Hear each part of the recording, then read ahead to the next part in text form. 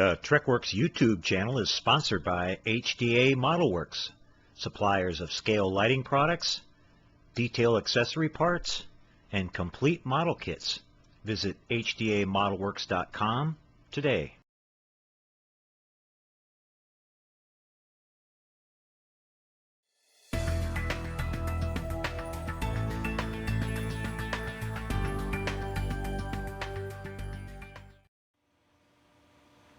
Hi there again, everybody. Boyd here with you. Well, today I'm making a little tutorial video for you guys that's going to show you how to work with an aftermarket soundboard. I get a lot of requests for these. I've incorporated these into several of my builds over the years. I guess I've been working with this particular board probably 3 or 4 years now at least. This is from a company called Big Dogs. They're out of Canada. I'll go ahead and put their website address and their name up here on the screen for you so you can go check them out. But this particular board is their 5-button mini USB. It comes with this little board here, the little harness with the momentary switches on it, and the speaker. And it's great to use it, just as is, right out of the box, as they say. The only problem that you're going to be faced with using it that way is it's powered by these 3 little coin-type batteries here, and it's kind of a little bit of a hassle to change out the batteries. They're inside these little metal clips, as you see, and they've got little metal tabs that are bent over. So you're going to have to get in there with a pair of tweezers and bend everything out of the way and slide each battery out. The batteries don't tend to last very long. That's one of the first experiences I found out with this board and using it. I'd say you're good for maybe 20 plays or so, and it varies. It seems like the battery quality kind of is up and down on these when I get them, and I probably brought a couple of hundred of them by now. So you might get some that are dead right out of the box, and you might get some where the batteries are kind of like new. So if you want to run it on battery power, you're going to be you want to mount this in somewhere where you're going to have easy access to the batteries, and you're probably going to want to modify it a little bit to however you see fit to make the batteries more accessible. But what I do is I like to modify this board and bypass the batteries altogether, get rid of them, and run it off of a regular power supply. For example, if I'm going to incorporate this into a lighted model, most of my models I run at around 9 volts DC. Well, the problem we have with this board is that this board can only take about 5 volts maximum input, or it'll just absolutely pop the transistor on it. I found that out in testing early on when I started working with these. So it's really sensitive to that voltage number. And if you go much below 4.5 volts, or kind of its happy zone, the audio quality starts to drop off and it starts to get distorted because there's not enough juice coming to the amplifier that's built onto this board, and you have that problem. So you want to be right around 4.5 to 5 volts, and it'll work in its proper range. Now this is a pretty powerful little board. Don't be fooled by this little speaker that it comes with. It's just kind of a speaker to show you that it works kind of thing, but it actually works pretty good if you're going to put it in a small little enclosed area. And you'll find out really fast that don't judge how it sounds out in the open like this versus once you get it in, enclosed in a little area. For example, I'm working with this board to install it on this little Polar Lights base, this dome type base. This is their large version. It happens to come with the 350 scale TOS Enterprise that I build quite a few of, and I'm putting a 5-button sound effect system in this with sounds from the original Star Trek series to go along with the ship.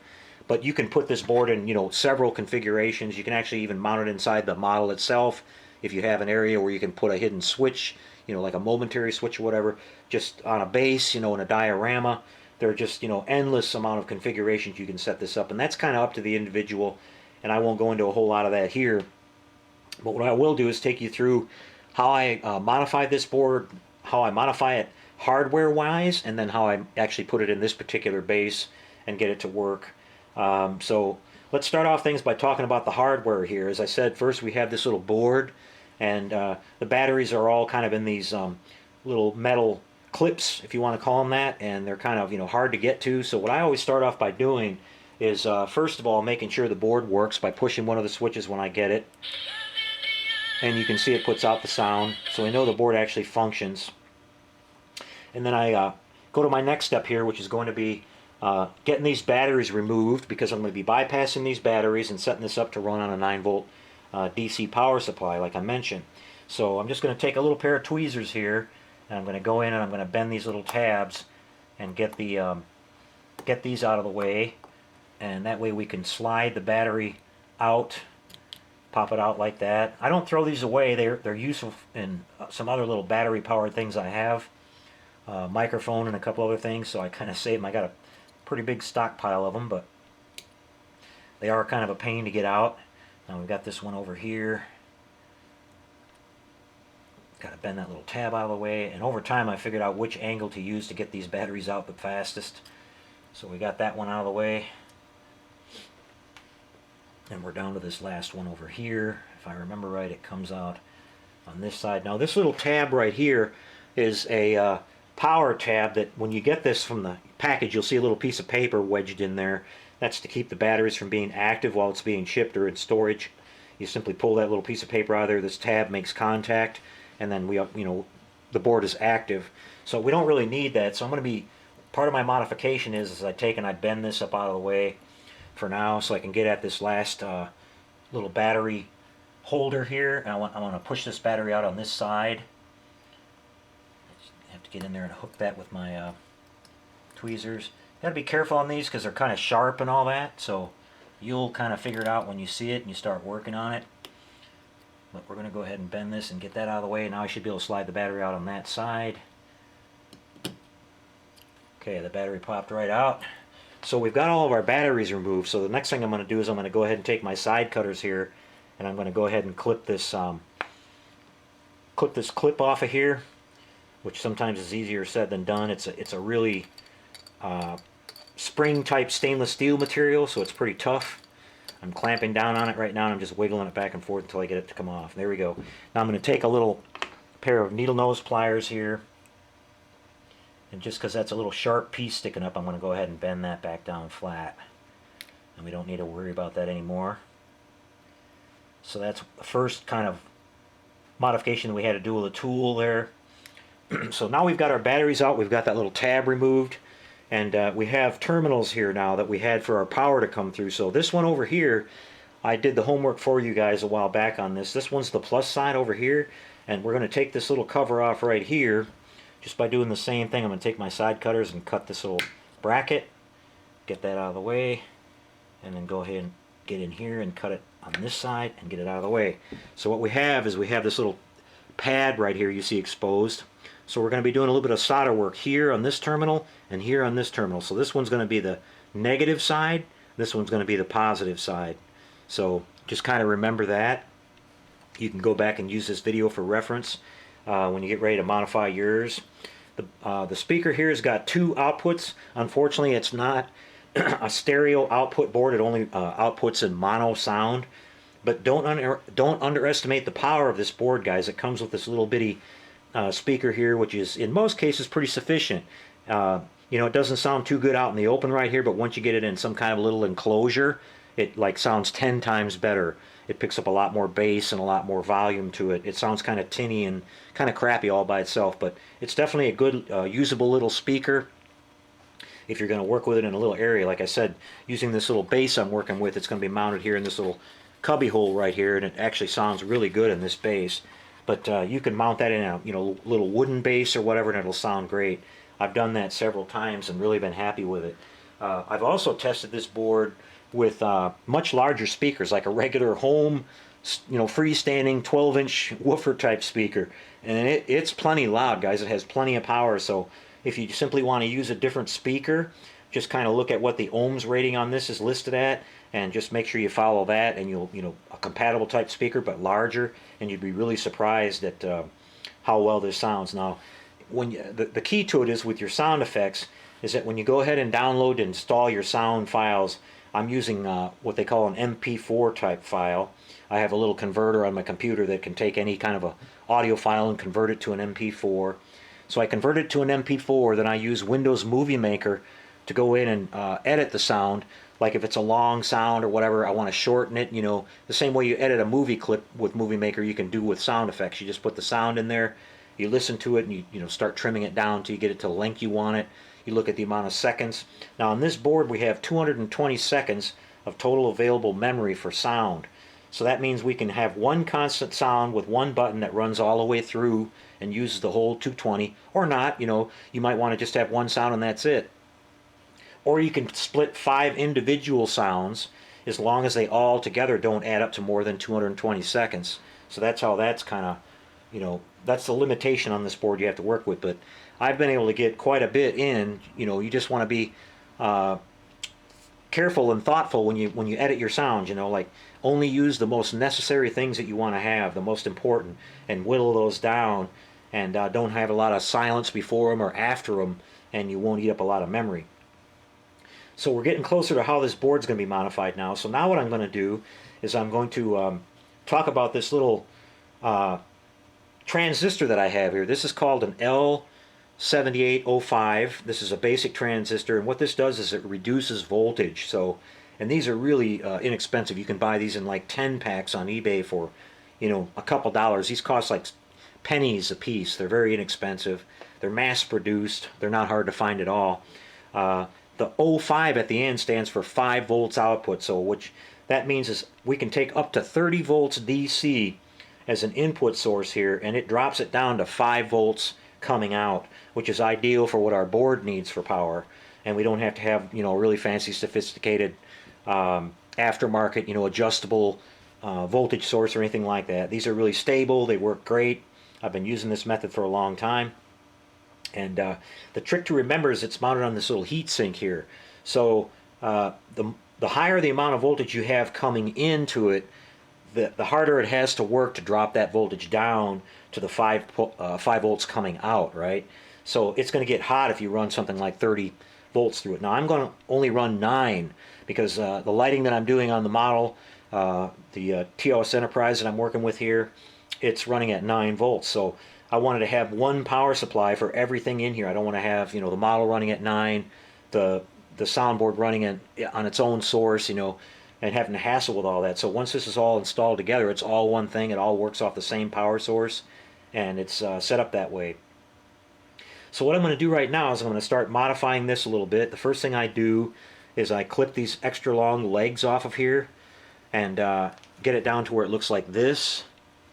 You can see that. And then I've got my little helping hands here, and I just stick it in here like this on the heatsink part, get it over here, and I'm going to take and pre-tin these 3 terminals here and get them ready for some wire to be soldered onto it. Now you want to be really careful here because you want to make sure that you're keeping the solder only on that one terminal.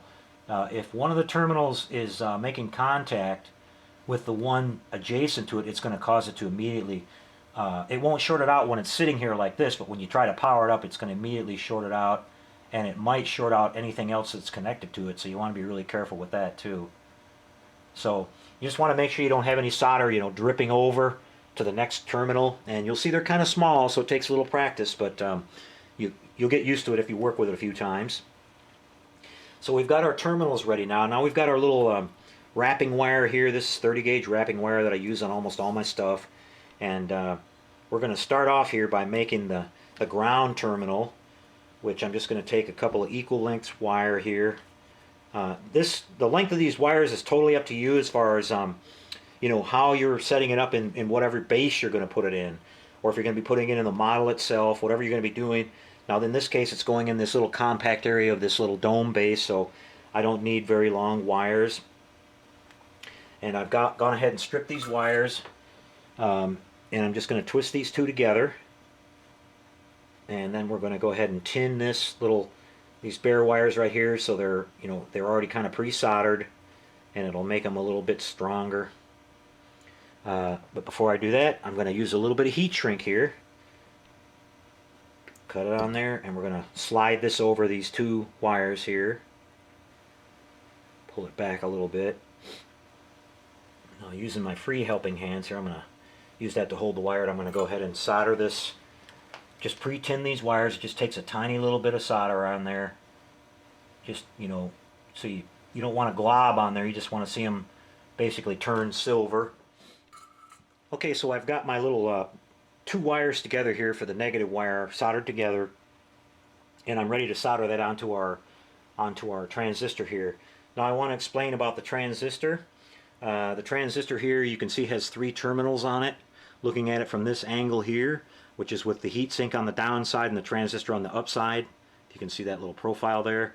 Going from left to right, we have the voltage input positive on the far left, We have the common ground in the center, which means the ground for the input and the output is the same, and the output side here on the far right, which is our 5 volts out. This is basically taking up to 30 volts in and reducing it down to 5 out in real simple terms. So what I want to do here is I've got these two little black wires soldered together here. That's going to be our common ground, so I want to solder this on the center terminal, and we want to make sure that we don't get any, like I said, no cross solder, you know, or the wire itself touching on the adjacent terminal. We want to make sure this is on there real good and not touching anything. And we want to give this a little tug to make sure it's on there. It's soldered on there real good. Now, we've got this little piece of heat shrink that I put on there a second ago. We're going to take this and we're going to slide that up and make sure it clears, and that's all looking good. We don't want to do the heat shrink on it yet though, because we want to have a little room. So now we're going to work on our two other wires, our input voltage and our output voltage. So that's really simple. We've got our little red wire here that we're going to make about as long as these other ones. I'm going to strip it and get it tinned here, so it's ready to solder on that far left terminal. And again, really important here, you don't want a lot of solder on this, guys, just a little bit, just until you see it turn silver. If you get a big glob on there, that's going to have more of a chance of you know, getting on there and shorting something out against the other terminal. That's really important.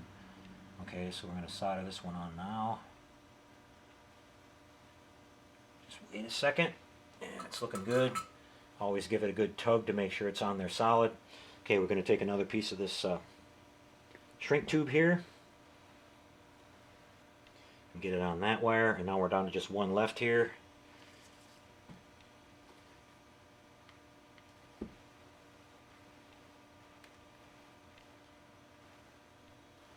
Get this tinned up and ready to go. Okay. Want to keep the exposed wire here on these pretty short too, guys, so if you know, after you strip it and you see that it's a little bit too long, you want it to be basically the same length as that little terminal there. So I'm just going to clip a little bit off of that and go over here now and solder this on the terminal on the far right, which is our voltage output again. Get that on there. It's tight soldering quarters, but as I said, you'll get used to it working with it a little bit. So now we want to take one more piece of heat shrink here and run it over this one. And so we'll be isolating each other from any kind of, you know, potential shorting, and it also helps to kind of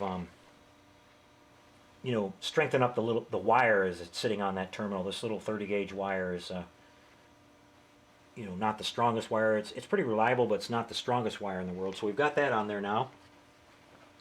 I'm going to take my lighter and just heat shrink these on, so they're on there nice and tight. So now we've got a nice little setup here with all of our wires coming off.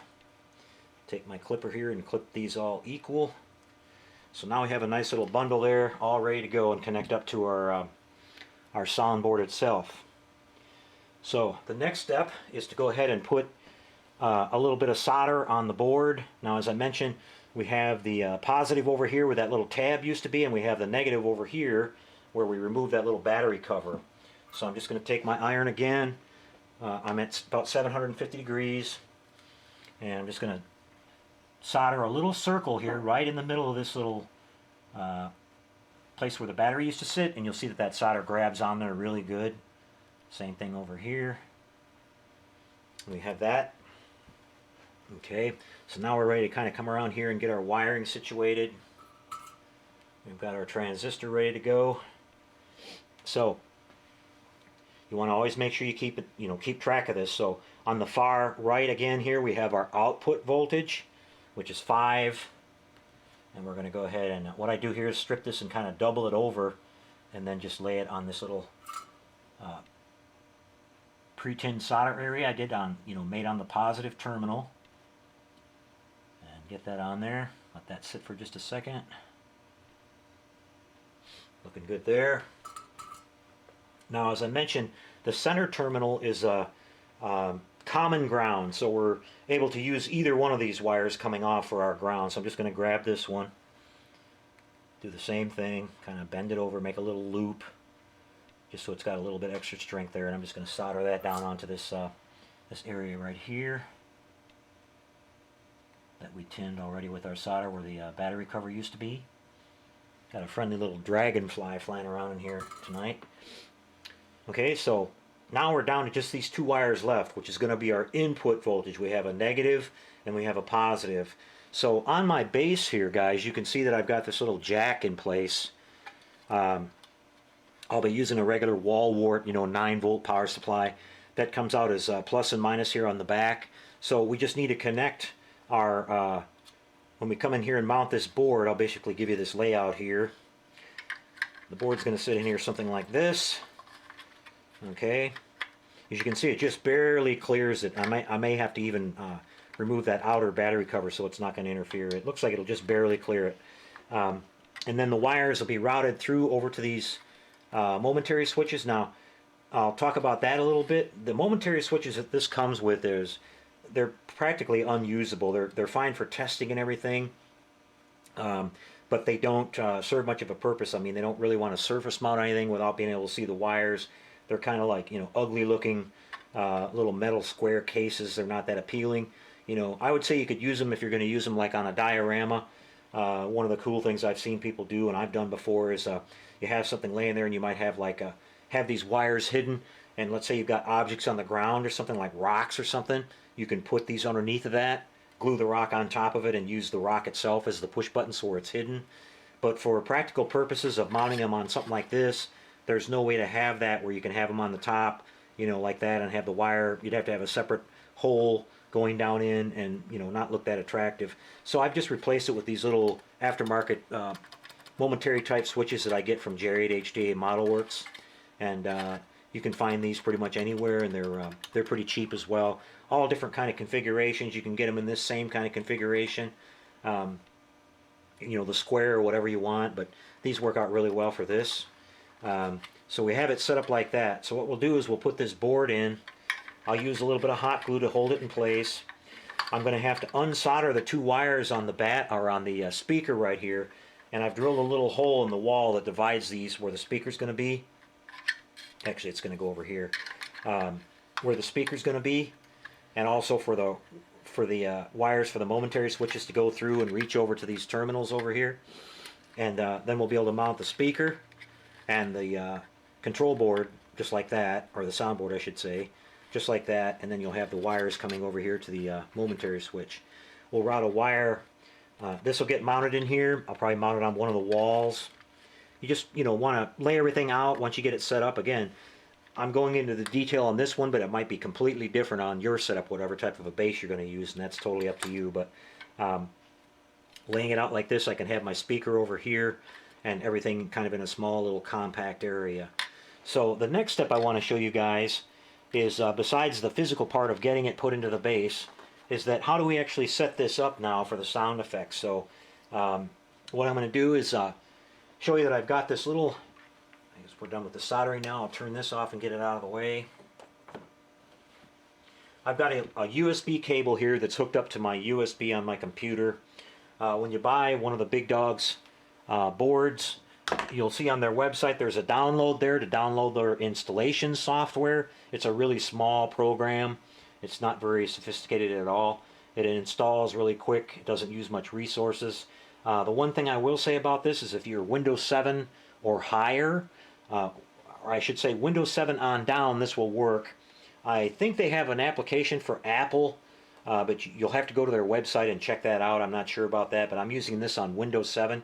Unfortunately, everything above Windows 7, it's not compatible with it. So, unfortunately, hopefully they'll update this board at some point because Windows 7 is dying. Microsoft isn't going to support it anymore. I'm going to try to stay on it as long as I can, but on my shop computer out here that's not connected to the internet, that'll be fine. But anyway, so we have it on Windows 7, their little program here. Now I have some files that I downloaded.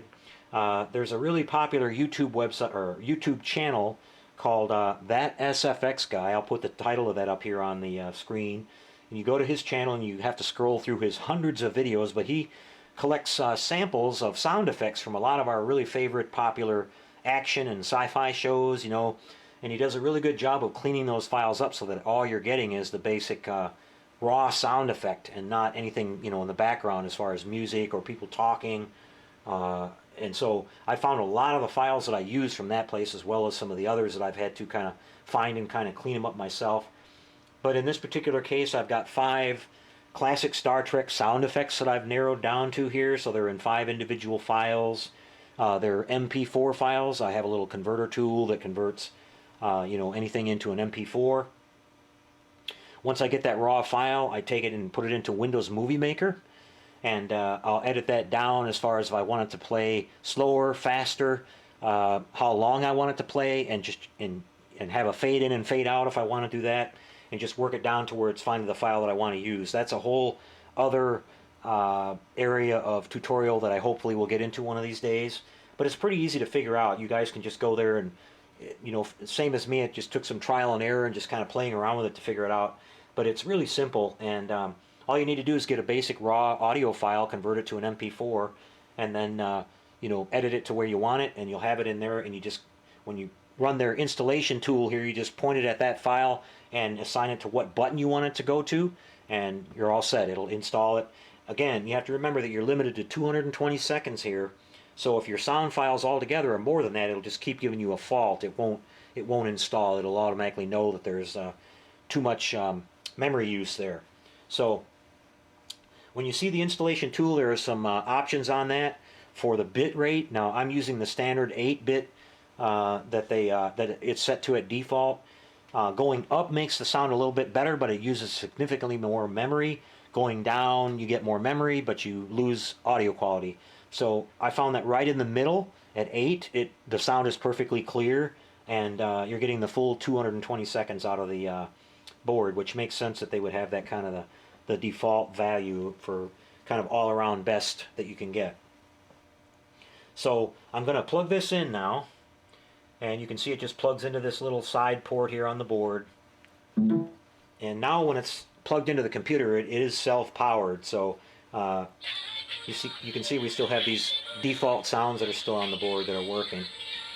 So I'm going to go ahead and bring up the software, and we have a button here at the top called Add File. So I'm going to click that button, and I'm going to go to the folder now where I have my sound files stored at, and go in here and pick out, I have it in a folder called TOS Sounds for Star Trek Original Series Sounds. So I have 5 individual files here. I have one called Monologue, Phasers, TOS Bridge, Ambient Sound, Photon Torpedo Sound, and Red Alert Sound. So I have a particular order that I like to put these on. So button number 1, I'm going to click as the monologue.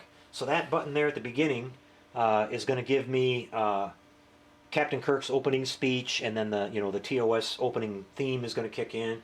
We click Add File again. This time I'm going to go to TOS Bridge Ambient Sound Effects for my second sound. Then I'm going to go to Red Alert, and then it's kind of, it doesn't matter either way, but I think I'll go with the Phasers, and then for the final and 5th button I'll go with the Photon. So I have 5 sounds loaded onto the board now. So now we scroll down a little bit here and we see the button called Write. That basically means to download or upload the sound onto the board. So we're going to go ahead and do that. And it's going to go through their little, it takes a couple of seconds here. You'll see the progress report here on the screen.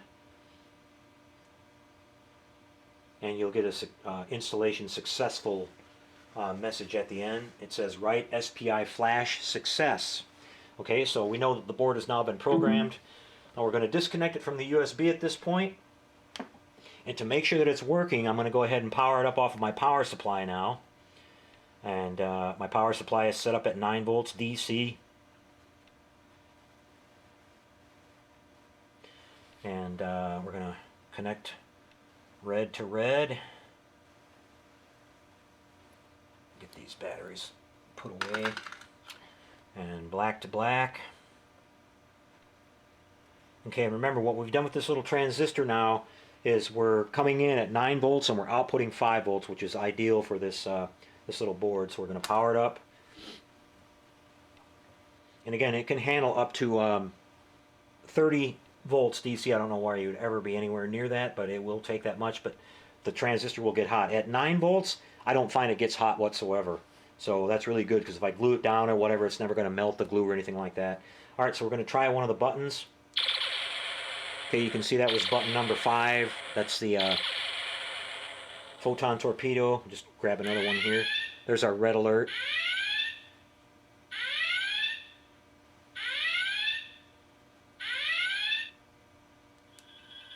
And the bridge ambient sound. So that's going to run for a little bit. That's the longest of the files that I picked, so you could have that on for a good amount of time. Just power it down and it'll reset. So now these will not loop. They so every time you want to hear the sound, you have to push the button to hear it. One other thing that I'm going to point out, since we have the board all set up now, the last hardware side of this that we're going to modify is we're going to clip each one of these little momentary switches off here and resolder those wires onto these momentary switches, which are already set up on this base. Okay, so I'm back again, and you can see I've finished up wiring all the momentary switches up here. Got the wiring all nice and tucked in there, nice and neat. Everything's nice and secure, so we're pretty much done with the installation of the soundboard here. The only thing that's left to do is to mount the model onto the base itself, but I'll just go ahead and show you now. We turn this on, we get our opening monologue, we get our bridge, red alert, phasers, and photon torpedoes. As you can see, the sound comes through really nice and clear on this once it's all put together. But again, you have the option, you could run an external wire off of here and have some speakers in the background if you wanted to. Put a jack on there to set that up. A lot of options you can do. Just use your own imagination and creativity on this, and you can come up with some pretty cool stuff. So what I'll do to finalize this whole video, I'll go ahead and mount the model on this and show you how the whole thing looks after it's all done. Be right back with that. Okay, everybody, back one more time to show you the end of our project here. You can see I've got the model mounted onto the base now. The base sitting down below. Everything's been all tidied up. Real simple. I just had 2 power wires coming out of the model, a plus and a minus, to operate all the lighting, and everything comes on at the same time. So I just ran those down through the tube here. The negative connects to the jack, the positive connects to this switch, and we're all set up and ready to go. So we hit this button here, power comes on, everything on the model starts to work. We've got our spinning engines, all the hull lighting, all the flashing and the blinking. Just kind of spin the model around here and show you how everything's lit up. Got the rear part here, the impulse engines. So everything's going on the model. We can swivel it around real nice on the stand. And now we've got our sound effects added. So we've got our opening monologue, our bridge ambient sound that runs for about 30 seconds or so. Got the red alert, phasers firing, and the photon torpedo effect. So there you go, everybody. We're going to call this video a wrap. Just do a little bit of work there. Inexpensive board, again, available at bigdogs.com. And you can set yourself up a nice little display, add a little something extra to your model builds.